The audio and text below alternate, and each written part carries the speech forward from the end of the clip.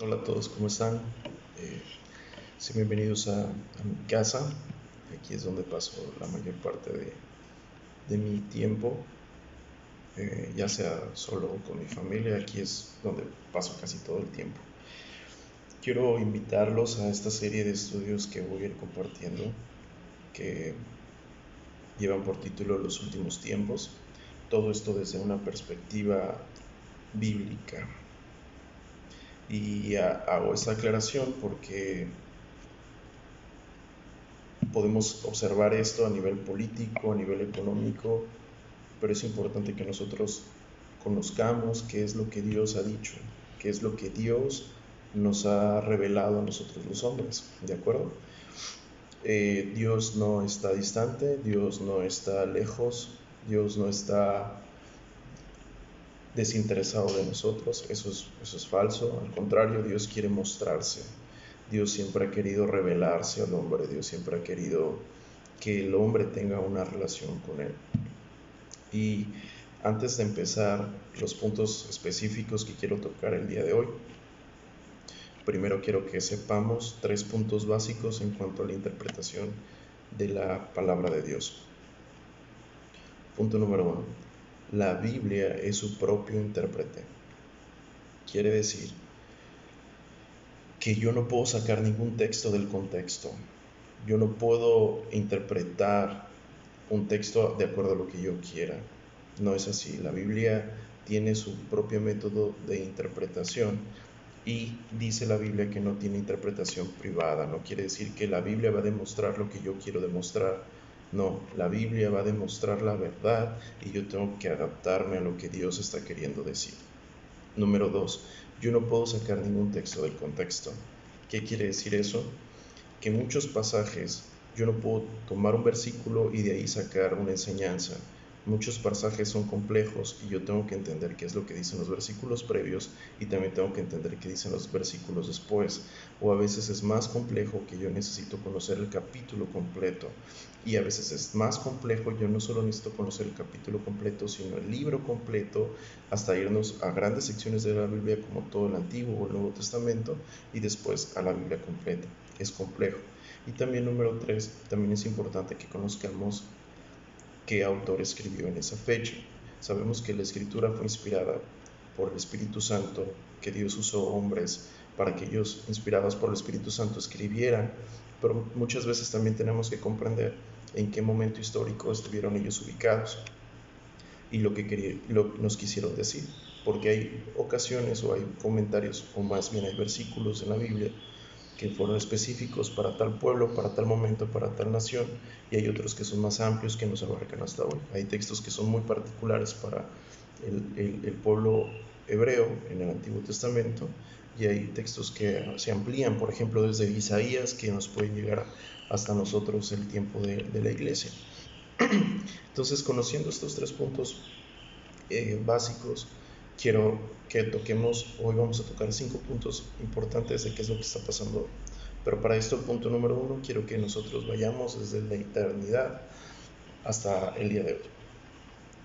Hermanos y amigos que me escuchan, primero que nada, Dios es un Dios trino. Dios es un Dios en 3 personas.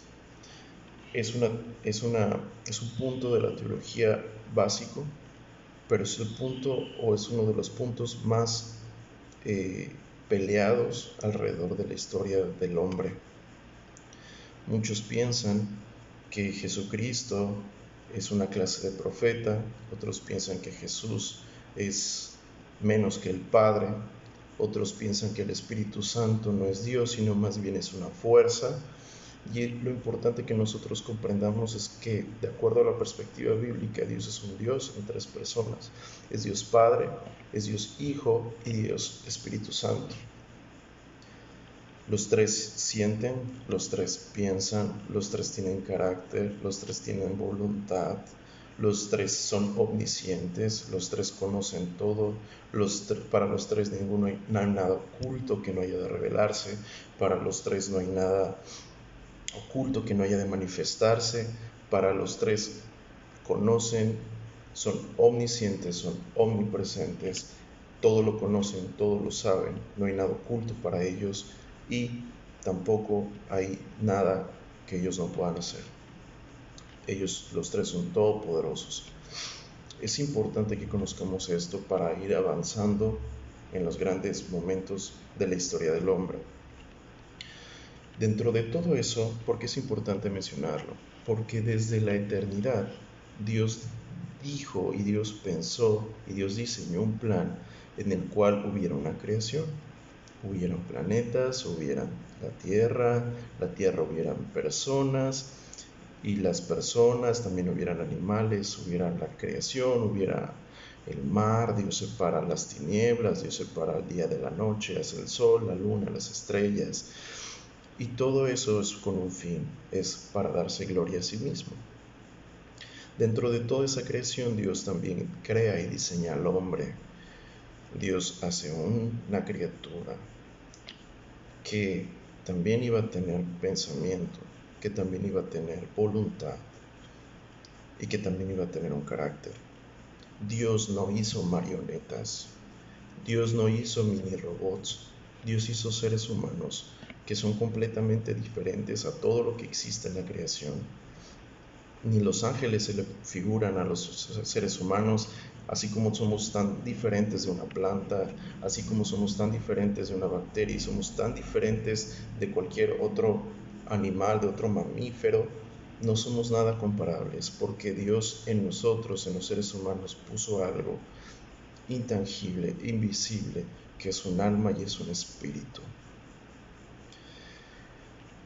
El alma y el espíritu es lo que nos caracteriza de los seres humanos, de la diferencia de los diferentes seres vivos.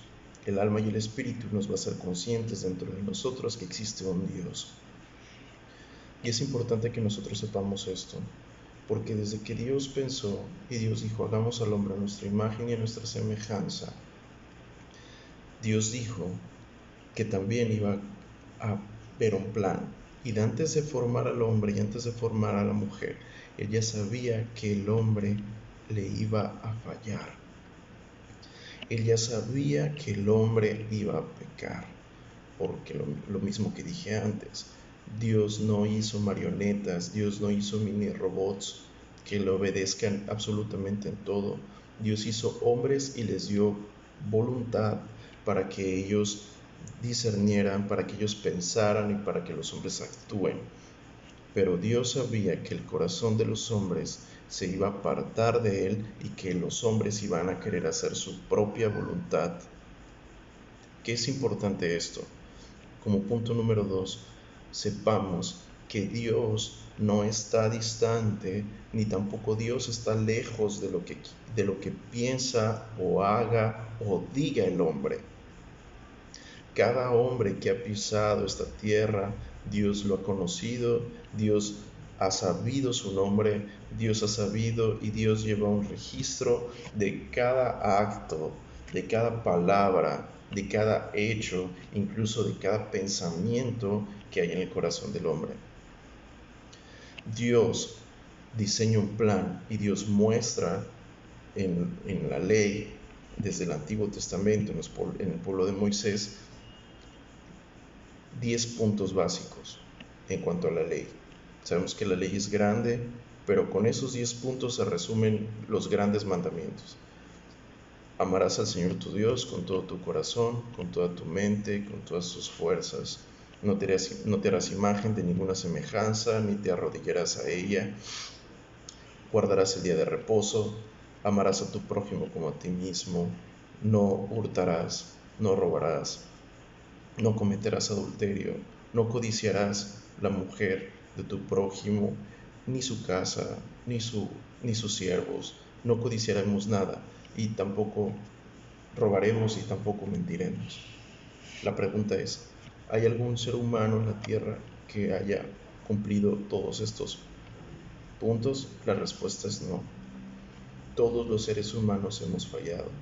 Desde el momento en que no amamos a Dios con todo nuestro corazón, desde el momento en que hemos puesto a cualquier imagen cosa por encima de Dios, hemos idolatrado a cualquier figura que no sea Dios, hemos mentido, hemos robado, hemos adulterado con nuestros ojos, con actos, con nuestro pensamiento, hemos sido mentirosos. Desde una mini mentira, Dios condena todo eso.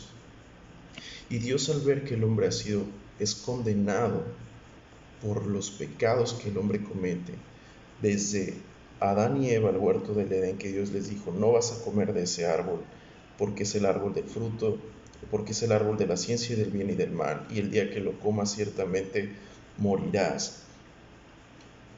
Desde el momento en que Adán y Eva pecaron y que Adán y Eva comieron del fruto, la humanidad pasó a estar condenada en una condición que se llama pecado. El corazón del hombre ya está dispuesto a hacer el mal. No hay un hombre bueno sobre la tierra, no hay un solo hombre que pueda decir, yo nunca he mentido, yo nunca he robado, yo siempre he amado a Dios o siempre le he creído. Eso es completamente falso. Entonces Dios desde tiempos atrás mandó a los profetas para que predicaran y para que las personas se arrepintieran. La gente mató a esos profetas. Dios mandó un diluvio para que antes de que fuera el diluvio la gente creyera y se arrepintiera. La gente no creyó en eso y la gente murió. Dios, por medio de Abraham, predicó a un pueblo que se llamaba Sodoma y Gomorra para que la gente de Sodoma y Gomorra se arrepintiera. La gente no creyó y la gente murió. Dios mandó profetas en diferentes épocas del Antiguo Testamento con el pueblo de Israel, y muchas veces el pueblo de Israel mató a todos esos profetas. ¿Cuál es la diferencia ahora? Que Dios, habiendo pasado los tiempos de la ignorancia, que Dios habiendo dicho, basta, les voy a dar lo más precioso que tengo, que es mi Hijo unigénito, que es Jesucristo, la segunda persona de la Trinidad. Jesús también es Dios. Y Dios decidió mismo, en sí mismo, hacerse carne, hacerse humano, para dar su vida por nosotros. Jesús dice claramente que yo doy mi vida para volverla a tomar. Jesús dice claramente que yo me ofrezco como ofrenda por el pecado. ¿Qué quiere decir esto? Que en la misma ley de Dios, amigos y hermanos, en la misma ley de Dios dice que la paga del pecado es muerte. Todo hombre que peca con un solo pecado que haya cometido ya merece el infierno. Así como lo oyes, con un solo pecado que alguien cometa ya es digno de muerte. Aquí no estamos hablando de la cantidad de pecados, ni tampoco estamos hablando de la gravedad de cada pecado a la perspectiva humana. Estamos hablando que con un solo pecado que nosotros hayamos cometido, ya somos merecedores de una muerte eterna en el infierno. Y hago un paréntesis aquí, porque Dios no diseñó el infierno para el hombre. Dios diseñó el infierno para los demonios, para Satanás y para los demonios que se rebelaron desde años antes, cuando decidieron enfrentarse a Dios, cuando decidieron rebelarse a Dios, y Dios los arrojó. El infierno es para Satanás y para los demonios. Satanás y los demonios son ángeles desterrados, son ángeles caídos que realmente existen, y ellos desean que el hombre sea arrastrado junto con ellos. El odio que tiene Satanás es hacia Dios y también es hacia el hombre. Odia tanto al hombre que su propósito es cegarlo, que su propósito es taparle los oídos, que su propósito es que no comprendamos y que no queramos escuchar la voz de Dios. Y es importante la palabra de Dios para que nosotros abran nuestros ojos y nuestros oídos y nuestro espíritu. Dice la Biblia que la fe es por el oír, pero el oír la palabra de Dios. Entonces, cierro paréntesis. Jesús diseñó un plan y Jesús dice, yo mismo voy a dar y voy a hacer la ofrenda por ese pecado. Jesús nace en un parto virginal. Dios fue concebido en el Espíritu Santo en el vientre de una mujer llamada María. Jesús nace, Jesús crece y Jesús, alrededor de sus 27 y 30 años, inicia un ministerio aquí en la tierra. Es bautizado por Juan el Bautista. Él llama a sus 12 apóstoles, él funda una iglesia y él comienza otro ministerio que no existía antes, que es la iglesia. Antes del Antiguo Testamento no había un término que así se llamara, que fuera la iglesia. La iglesia, literal del griego, quiere decir eclesia, que quiere decir asamblea, que es simplemente un grupo de personas. Pero Jesús dijo claramente: yo vengo a formar mi iglesia. No dijo vengo a formar mis iglesias. La iglesia, hermanos, es el pueblo de Dios. Es Dios reinando en el corazón de cada persona que cree. Hago énfasis en esto porque Dios no vino a crear diferentes religiones. Jesús dijo: yo soy el camino, yo soy la verdad y yo soy la vida. Al decir que hay una verdad, quiere decir que todo lo demás es falso. Al decir que hay una sola verdad, quiere decir que todo lo demás es mentira. Es como ahorita, si tú vas a tu cartera, sacas un billete, y si tiene la marca y si tiene los distintivos del Banco de México, es un billete verdadero. Quiere decir que todo billete que llegue a tus manos que no tenga eso, entonces es falso, no vale. Lo mismo pasa con el Evangelio. Jesús dijo: vengo a formar mi iglesia, mi grupo de personas, personas que me crean, personas que me obedezcan, personas que en su corazón haya fe. Entonces, quiere decir que fuera de eso, todo es falso. ¿De acuerdo? Puede ser complicado y puede causar mucho shock en alguien que crea que en su religión hay salvación, pero la verdad es que en ninguna religión hay salvación más que en la persona de Jesucristo. Entonces, Jesús viene al mundo, se hace humano. Filipenses 2 lo explica perfecto. Él se despoja del paraíso, Él se despoja de que los ángeles le adoren y viene a la tierra a ser siervo. Él, con toda su humillación, se vuelve carne y hueso como nosotros, para que nosotros le creyéramos, para que nosotros lo viéramos tal cual Él es. Y Él viene a manifestar al Padre. Entonces Jesús les dice: arrepiéntanse. El mensaje principal de Jesús es: arrepiéntanse. Arrepiéntanse de sus pecados, arrepiéntanse de su maldad, arrepiéntanse de su corazón tan egoísta. Jesús desea que el hombre lo busque a Él. Es por eso que hice énfasis que Dios no está distante a lo que tú y yo hagamos. Él no está distante a lo que tú hagas. Él conoce a la perfección tu vida y Él conoce en qué momento y en qué causa le has fallado. Es por eso que Jesús amplió un tiempo para que las personas alrededor del mundo crean en Él. Dice Jesús: todo aquel que a mí viene, yo no le echo fuera. Todo aquel que a mí viene, yo no lo voy a desechar. Todo aquel que a mí viene, yo lo llevo al Padre. Yo soy el camino, yo soy la verdad, yo soy la vida, yo soy la puerta estrecha, yo soy el pan de vida. Jesús se revela a sí mismo como el camino al cielo.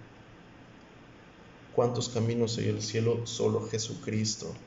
Ni las buenas obras, ni el ser bueno, ni dar todo mi dinero a los pobres, ni dejar de comer, ni bautizarme.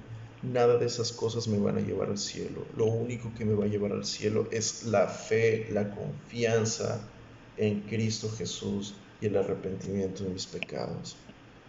Quiere decir que cuando yo conozco a Dios y veo que Dios es santo, que Dios es puro, que Dios es perfecto y se hizo carne para que yo pueda ser salvo, entonces yo comprendo cuán indigno y cuán pecador soy.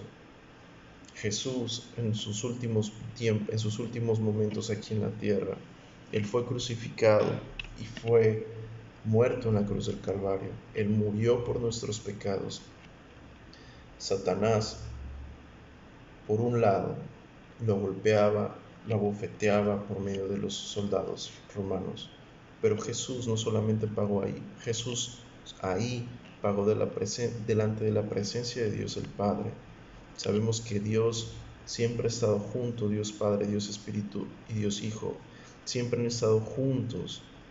Pero en el momento en el que Jesús estuvo en la cruz del Calvario, Jesús en su cuerpo llevó la carga de mi pecado y de todos los pecados de las personas que creen en Él. Jesús, al estar clavado en la cruz, clamó y dijo: Elí, Elí, lama sabactani.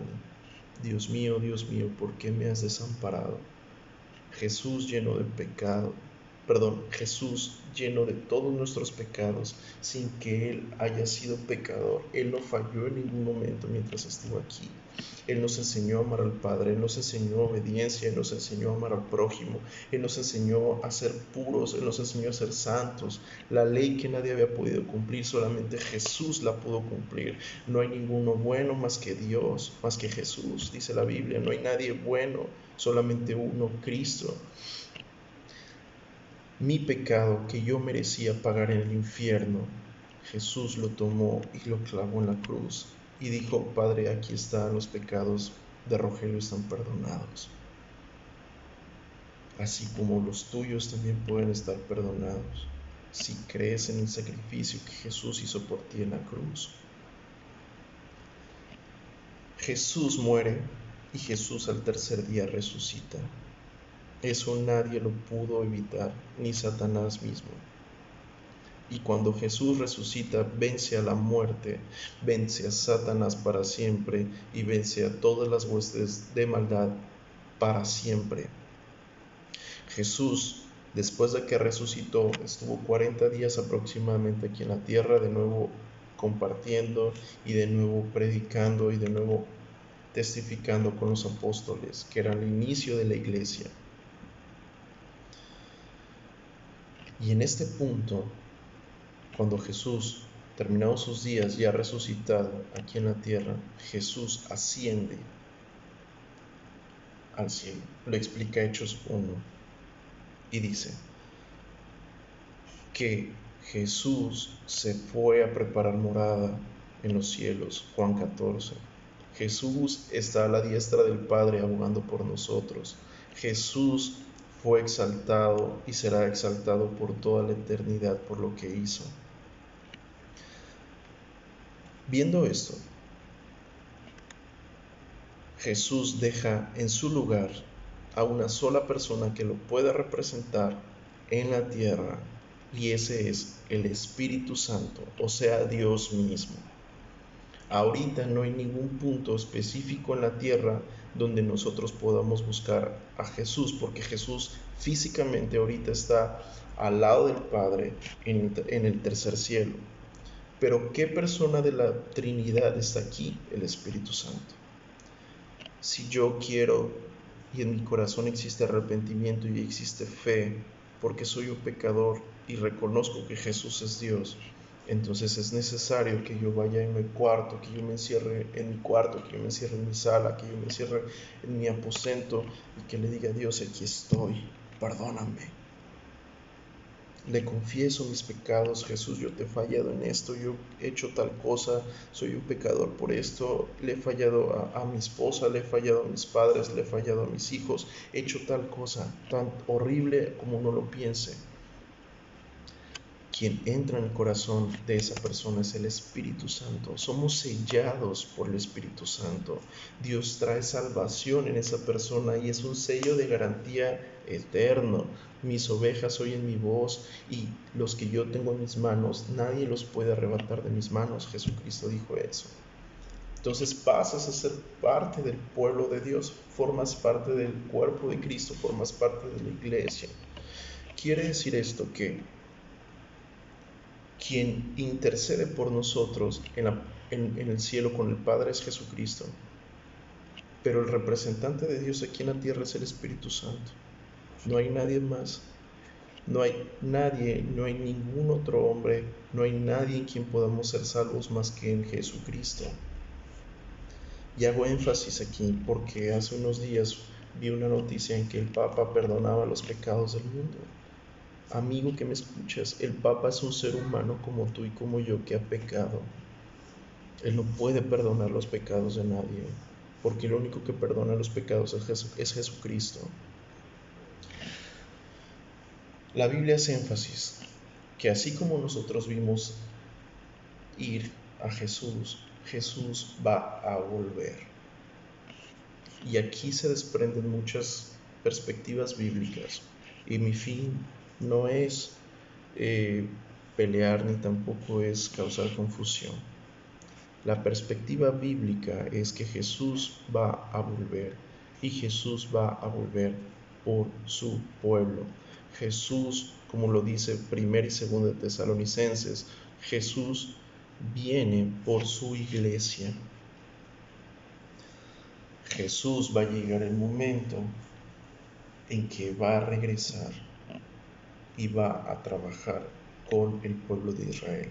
Pero antes de que empiece a trabajar de nuevo con el pueblo de Israel, a los que hemos creído, a su iglesia, a los que somos salvos, a los que confiamos en Él, a los que somos una iglesia sin mancha y sin arruga, Dios los va a tomar y Dios los va a llevar al cielo.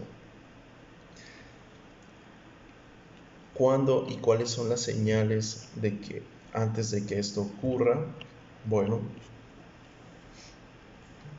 principalmente nosotros como médicos sabemos que hay unas contracciones cuando la mujer va a dar a luz que se llaman contracciones de Braxton Hicks. Estas contracciones van preparando al útero y van preparando el cuerpo de la mujer para cuando sea el momento verdadero del parto. ¿Hay dolor? Sí, pero no es el verdadero dolor. Hay llantos, a veces sí, pero no es el verdadero dolor.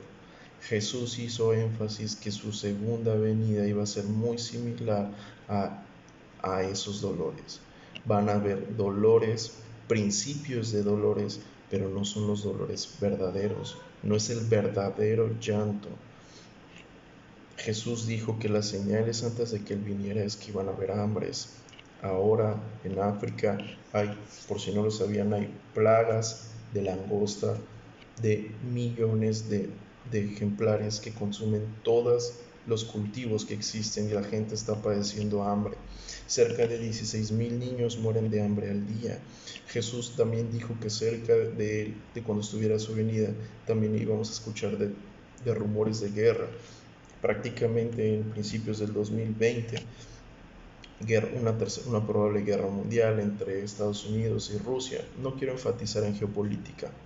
Tampoco quiero que tomemos las noticias como señales de alarma de que Jesús viene, pero sí quiero que nosotros veamos que el dolor es parte de este proceso. Dios está llamando a las últimas personas que crean en Él de una manera muy dura. Actualmente el coronavirus, que es algo que nos está afectando a todos, una pequeña partícula vino a someter al mundo. Una pequeña partícula que ni siquiera está vivo, que necesita de una célula para vivir y multiplicarse. Está afectando a reyes, está afectando a gobernadores, está afectando a presidentes alrededor del mundo.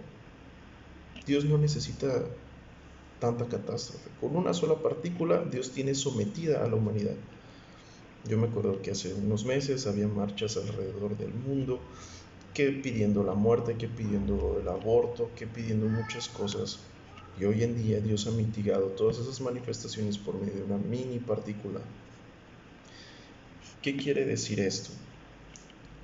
Que la venida de nuestro Señor Jesucristo está muy cerca. Más cerca de lo que pensamos, más cerca de lo que imaginamos. ¿Y cuándo va a ser eso? Cuando la persona de la Trinidad que dijimos que está aquí en la tierra, que es el Espíritu Santo, se ha quitado entonces va a descargar Dios su ira con el hombre en la tierra. Estos son principios de dolores. Esto no es el verdadero dolor. Lo feo se viene más adelante. Y te quiero decir algo, no es con el fin de asustarte, pero esto cada vez se va a poner peor. Si sobrevivimos al coronavirus, va a venir algo peor. No sé si va a ser un terremoto. La Biblia también dice que va a haber terremotos alrededor de la tierra.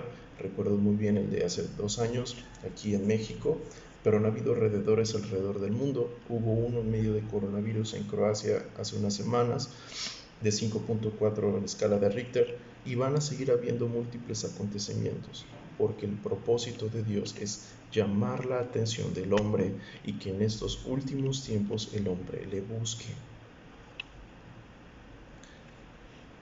Dios ya dio a profetas, Dios ya envió a su Hijo Jesucristo, Dios está dando estas últimas oportunidades para que el hombre se arrepienta y para que el hombre crea en él. Fuera de eso, amigo y hermano, si morimos sin esas últimas advertencias y si morimos sin haber creído en Jesucristo, no hay marcha atrás. El infierno es eterno y del infierno nadie sale, ni con rezos, ni tampoco salen los muertos el día de los muertos a comer a las casas. Desde que una persona muere sin Cristo en su corazón, esa persona muere eternamente en el infierno. No hay marcha atrás, no hay una gota de agua, solamente hay llamas y fuego por toda la eternidad. Es un fuego que nunca se apaga, es un fuego que no tiene nunca fin. Te repito, eso fue creado para los demonios. Sin embargo, Dios, al conocer el corazón del hombre y ver que el corazón y el pensamiento del hombre es continuo mal, Dios, al final de cuentas, le da a cada hombre lo que merece. Los que no creyeron en Jesucristo, dice la Biblia, que ya han sido condenados, Juan 3, 17, 18.